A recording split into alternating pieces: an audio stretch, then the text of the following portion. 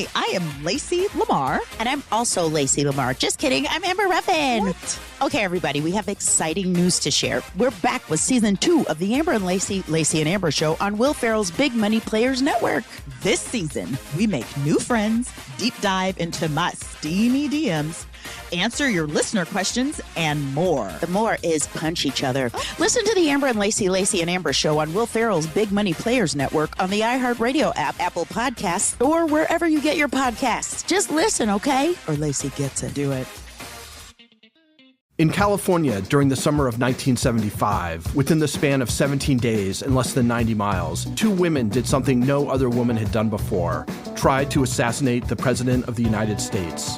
One was the protege of Charles Manson. 26-year-old Lynette Fromm, nicknamed Squeaky. The other, a middle-aged housewife working undercover for the FBI. Identified by police as Sarah Jean Moore. The story of one strange and violent summer, this season on the new podcast, Rip Current. Hear episodes of Rip Current early and completely ad-free and receive exclusive bonus content by subscribing to iHeart True Crime Plus, only on Apple Podcasts. How do you feel about biscuits? Hi, I'm Akilah Hughes, and I'm so excited about my new podcast, Rebel Spirit, where I head back to my hometown in Kentucky and try to convince my high school to change their racist mascot, the Rebels, into something everyone in the South loves, the biscuits. I was a lady rebel. Like, what does that even mean? It's right here in black and white in print, so they lie. Bigger than a flag or mascot. Listen to Rebel Spirit on the iHeartRadio app, Apple Podcasts, or wherever you get your podcasts. There's so much beauty in Mexican culture, like mariachis, delicious cuisine, and even lucha libre. Join us for the new podcast, Lucha Libre Behind the Mask, a 12-episode podcast in both English and Spanish about the history and cultural richness of lucha libre. And I'm your host, Santos Escobar, Emperor of Lucha Libre and a WWE superstar. Listen to Lucha Libre Behind the Mask on the iHeartRadio app, Apple Podcasts, or wherever you stream podcasts. Hey listeners, it's Jenny. This month we're heading back to school and we're taking you along with us. For all of September, we're bringing back some of our favorite Womanica episodes you might have missed. You'll hear me and some talented guest hosts share both iconic and underappreciated stories. And there's a twist. Each week is dedicated to a different school subject. This week, we're sharing women you should be learning about in social studies class. Politicians, activists, legends, there are so many ways people have shaped our societies and cultures. We've picked just a few of our favorite stories to transport you to different times, places, and perspectives. And they're all stories that I wish I'd learned more about in my social studies classes. So, on to the show.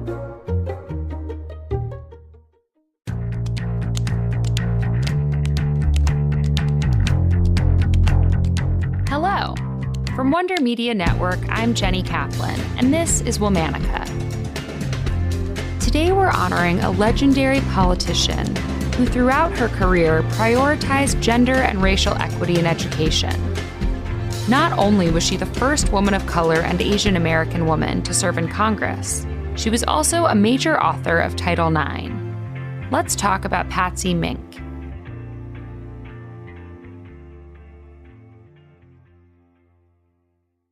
Patsy Matsu Takemoto was born in Paia, Maui, Hawaii Territory on December 6, 1927. Patsy's grandparents emigrated from Japan to work in Hawaii's sugar plantations. Growing up as a third-generation Japanese American, Patsy witnessed heavy discrimination towards Japanese Americans and indigenous Hawaiians. When Patsy was 14 years old, fighter jets bombed Pearl Harbor. Patsy's father was subsequently taken by authorities one night and heavily questioned. Though her dad returned safely the next day, Patsy's family lived in fear from that point on. Patsy later said that that moment made her realize that one couldn't take citizenship and the promise of the U.S. Constitution for granted. Patsy graduated from Maui High School as both class president and valedictorian. She went on to study at 2 different colleges in the mainland U.S. before moving back to Hawaii. In 1948, Patsy graduated from the University of Hawaii with a bachelor's in chemistry and zoology. Patsy's original career goal was to become a physician, but no medical school would accept her. So she decided to change career paths and instead pursued law. She applied to University of Chicago's law school and accidentally got accepted as a foreign student. At the time, Patsy was one of only 2 women in her class. In 1951, Patsy earned her JD and married graduate student John Francis Mink. A year later, the couple had their only child. Patsy faced a lot of discrimination for being a working mother and having an interracial marriage. Many major Chicago law firms rejected her application, so her family relocated to Honolulu. In 1953, Patsy became the first Japanese American and woman to pass the bar and practice law in Hawaii, but many law firms in Hawaii still turned her away. Instead, Patsy went into private practice and taught business law at the University of Hawaii. It was during this time that Patsy's career in politics began. She became increasingly involved in the growing Democratic Party in pre-statehood Hawaii. In 1956, Patsy was elected to Hawaii's territorial House of Representatives. Hawaii became a state in 1959, and Patsy won a seat in Hawaii's State Senate 3 years later. In 1964, Patsy won a heated election to the U.S. House of Representatives. During her tenure, Patsy pushed for inclusive legislation on affordable childcare, special education, and bilingual schooling. We wouldn't have a national Head Start program or even professional sabbaticals for teachers without Patsy's legislative work. One of Patsy's most notable accomplishments was co-writing and sponsoring the Title IX Education Amendments of 1972, which requires public schools and universities to give all students equal treatment in education, regardless of gender. I came to Congress, joined the Education and Labor Committee, and we began to realize that although we had statutes on the books about equality and opportunity for everyone, that girls and women were being left out systematically. And Patsy didn't stop there. In 1972, Patsy became the first Asian American woman to run a presidential campaign. She ran on an anti-Vietnam War platform that garnered a lot of attention, even after she withdrew. Patsy then took a hiatus from Congress, but came back in 1990 to defend the social welfare and gender equitable policies she helped create in the 1960s and 70s.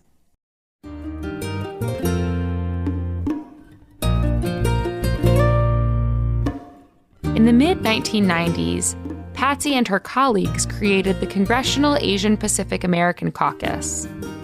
She continued to serve in Congress until she passed away on September 28, 2002, from pneumonia. Patsy posthumously won her congressional election that November.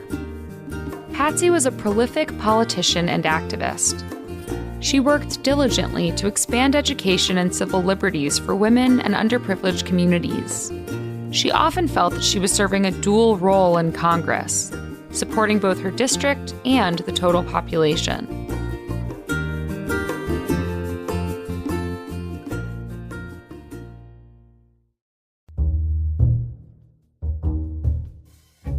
Thanks for listening to this best of episode of Womanica. For more information, find us on Facebook and Instagram at Womanica Podcast.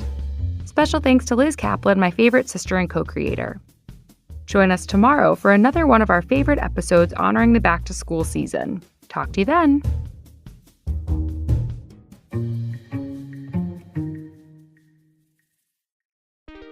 Hi, everyone. It's me, Katie Couric. You know, if you've been following me on social media, you know I love to cook, or at least try, especially alongside some of my favorite chefs and foodies, like Benny Blanco, Jake Cohen, Leidy Hoyk, Allison Roman, and Ina Garten. So I started a free newsletter called Good Taste to share recipes, tips, and kitchen must-haves. Just sign up at katiecouric.com/goodtaste. That's KATIECOURIC.com/goodtaste.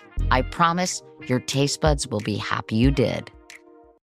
Hi, I'm David Eagleman from the podcast Inner Cosmos, which recently hit the #1 science podcast in America. I'm a neuroscientist at Stanford, and I've spent my career exploring the 3-pound universe in our heads. Join me weekly to explore the relationship between your brain and your life, because the more we know about what's running under the hood, the better we can steer our lives. Listen to Inner Cosmos with David Eagleman on the iHeartRadio app, Apple Podcasts, or wherever you get your podcasts. Hi, I am Lacey Lamar. And I'm also Lacey Lamar. Just kidding. I'm Amber Ruffin. What? Okay, everybody, we have exciting news to share. We're back with season 2 of the Amber and Lacey and Amber show on Will Ferrell's Big Money Players Network. This season, we make new friends, deep dive into my steamy DMs, answer your listener questions, and more. The more is punch each other. Listen to the Amber and Lacey and Amber show on Will Ferrell's Big Money Players Network on the iHeartRadio app, Apple Podcasts, or wherever you get your podcasts. Just listen, okay? Or Lacey gets it. Do it. How do you feel about biscuits? Hi, I'm Akilah Hughes, and I'm so excited about my new podcast, Rebel Spirit, where I head back to my hometown in Kentucky and try to convince my high school to change their racist mascot, the Rebels, into something everyone in the South loves, the biscuits. I was a lady rebel. Like, what does that even mean? It's right here in black and white in print, so they lie. Bigger than a flag or mascot. Listen to Rebel Spirit on the iHeartRadio app, Apple Podcasts, or wherever you get your podcasts.